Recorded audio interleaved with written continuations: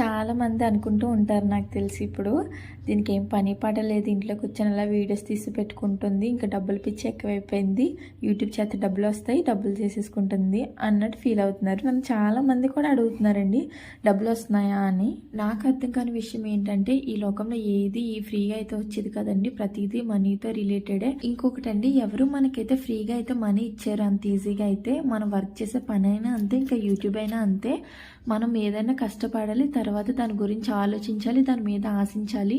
నేనైతే ఇప్పుడు ప్రెజెంట్ నేనైతే కొంచెం వీడియోస్ అయితే తీసుకుంటున్నాను, నా కష్టం మీద నేను పడుతూ ఉన్నాను. దీని మీద మనీ రావచ్చు రాకపోవచ్చు అదైతే నాకు తెలియదు.